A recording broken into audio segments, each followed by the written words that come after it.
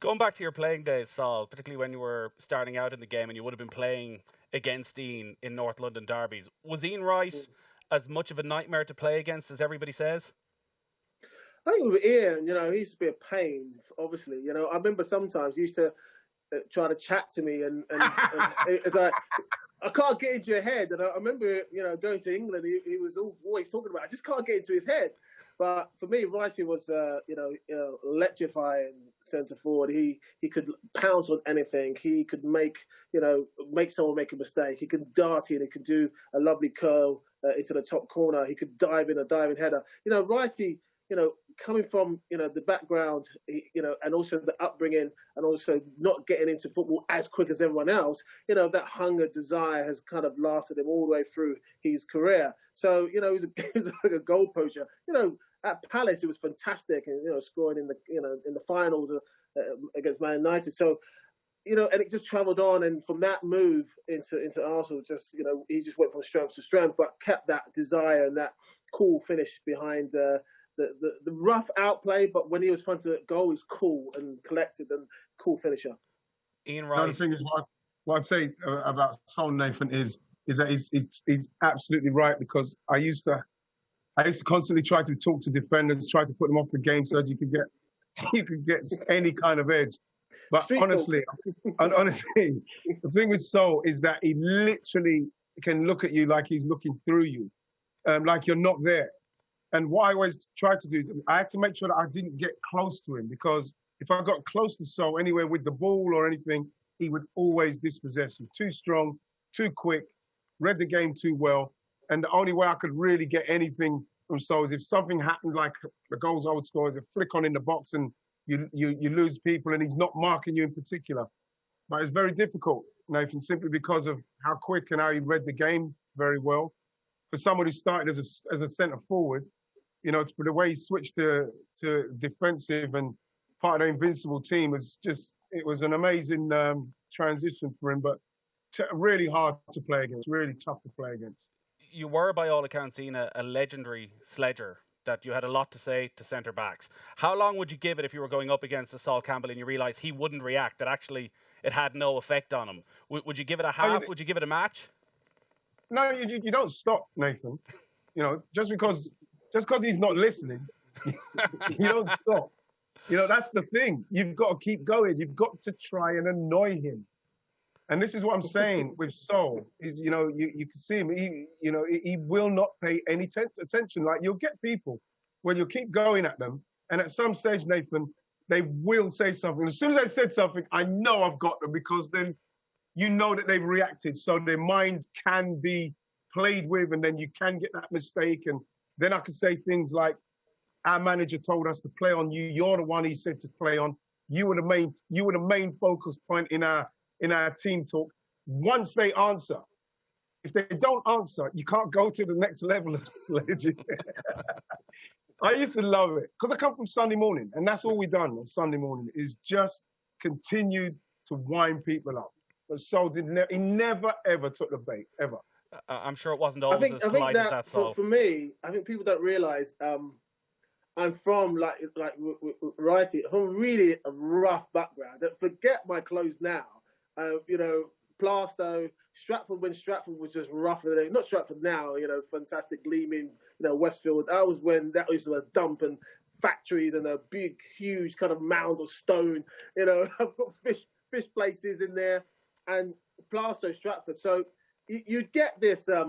You get people, cussing each other, things like that on the street. And so you kind of learn, for me, over the years, you learn to just kind of keep your cool and just concentrate on the job at hand, or just kind of seeing through them and getting on with your day. So obviously I'm from that type of environment where all that cussing was going on.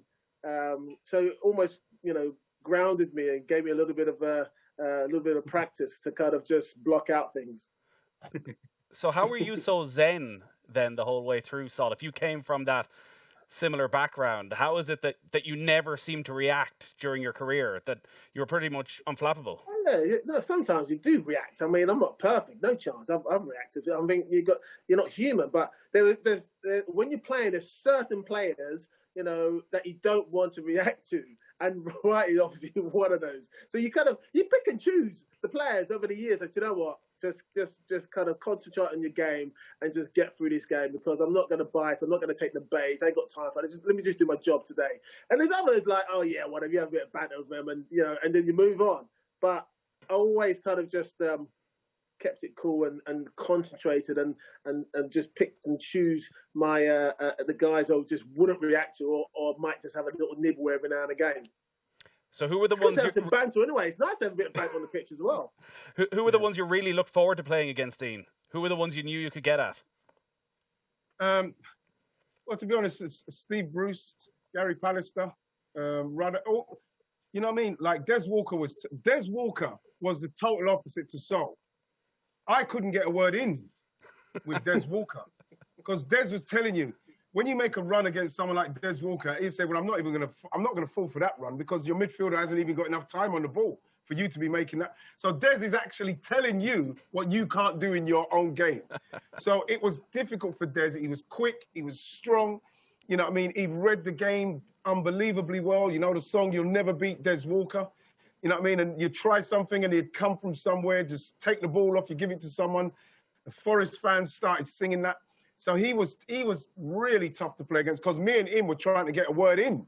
And you know, like Lucas Radebe, another one, you know, he was another one that looked at you but didn't say much. But what Lucas would do, he would smile. That would be enough for me as well. If he smiled, that means I've got somewhere. You know, so that's another thing. And there's certain defenders who I wouldn't speak to because you have to make them feel, I'm not speaking to you. You're not worthy of me speaking to you. I'm going to beat you without having to get into your head. And I used to say that to them. I don't need to, you know, like sometimes you go up to them, Nathan, and they'll say as soon as you get there, don't come with your rubbish today, Wrighty, because, you know what I mean, it's not going to happen today. And I'd say to them, I'm not even going to speak to you. You're not one of the defenders I'm worried about. So then, you know what I mean, you don't speak to them. So then what happens is they said he normally speaks, but he's not speaking. So you get into their head that way. But everybody else, apart from someone like Rio was vexed with me because when Rio was younger, he really liked me and everything. Same with Michael Dewberry. And then the first thing I done with them was absolutely slaughter them about the way they looked, how they played and weird stuff like that. And like, I remember when they came off, they say, I hate Ian, right? I hate him. When you speak to them once we finish, we have a laugh about it, they say they hated me. But the fact is, I would speak and try to get through to everybody. And there's some people who say, well, I'm not going to get much out of Sol, I'm not going to get much out of Lucas Radebe. But people like Ruddock and Steve Bruce and all them ones, you know, all the other guys, I'll get something. That's why I scored against them. And you were obviously loved by the supporters in not just Arsenal fans. I think all football supporters love the way you approach the game. But within the game at that stage, if you're that mouthy, like, were you liked by your contemporaries when you went into England camp? Was there any hangover from all that? No, of course not. It's part of it. There was a lot of mouthy people in England.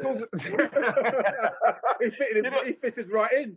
The thing about it is that when you consider the players we had at the time, there's Gazza and Incy and everybody was there, all the people that was there, you know, it was a case of what can you find out that you can use against them, you know, when you're together, because, you know, me and Incy shared a room. You know what I mean? And so he used to tease me about the fact I used to sleep talk. And, you know, when I tried to talk to him on the pitch, he'd say stuff about, what, you still sleep talking? You know what I mean? And say, you're still sleepwalking. You're sleepwalking now, you ain't had a touch. And stuff like that. So the banter would just continue. And because it's a laugh, it's a joke, it's fine.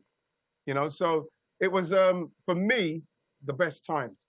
The best times. Being amongst England as well, once Sol, Scholes, Beckham, all those guys came into it, the younger guys. It was like an amazing squad to be in. I was pleased to be in that squad.